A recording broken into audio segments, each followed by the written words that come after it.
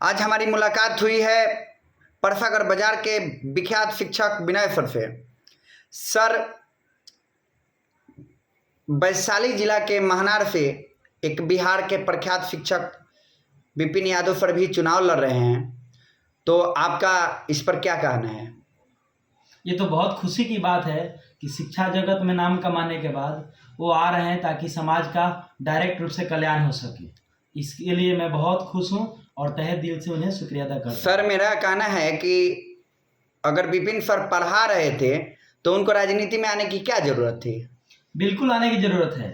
यही तो मेंटालिटी हमारे शिक्षित लोगों का बुरा है, गंदा है कि अगर हम ये काम कर रहे हैं तो हमको उसमें क्यों जाना है। और उसमें फिर गुंडा प्रवृत्ति के लोग आते हैं, गलत प्रवृत्ति के लोग आते हैं, अनपढ़ लोग आते हैं और हम पे राज करते हैं। तो इसलिए अगर आपको सुशासन या सही से राज्य का शासन चलाना है तो शिक्षित वर्ग को आना बहुत जरूरी है। और सर ये जो काम करने जा रहे हैं या कर रहे हैं, इसके लिए मैं बहुत खुश हूँ। क्या आप विपिन यादव सर के चुनावी कैंपेन में भाग लेंगे अगर विपिन सर के तरफ से प्रस्ताव आता है तो?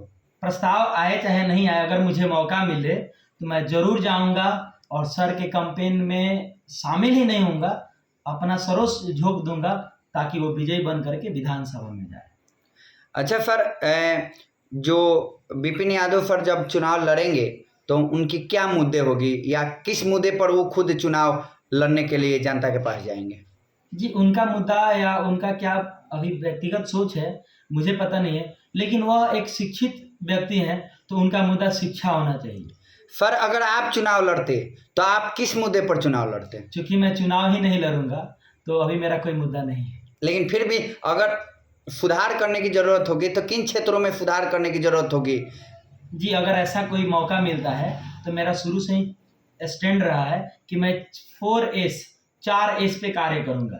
सबसे पहला जो एस है वो है शिक्षा पे कार्य करूंगा। दूसरा एस है स्वास्थ्य पे काम करूंगा। तीसरा एस है सुरक्षा पे कार्य करूंगा। और चौथा जो इम्पोर्टेंट है, सबसे ज़्यादा इम्पोर्टेंट है सड़क, जो बहुत बदहाल है रूरल एरियाज का। मुख्यमंत्री से संबंधित या ग्रामीण जो सड़कें हैं बहुत बुरे कंडीशंस में है। सर यही 4 मुद्दे जो है बिहार को पीछे करके रखा था, लेकिन अगर इसी मुद्दे पर अगर काम होता है तो सचमुच हमारा बिहार जो है वो विकसित हो जाएगा।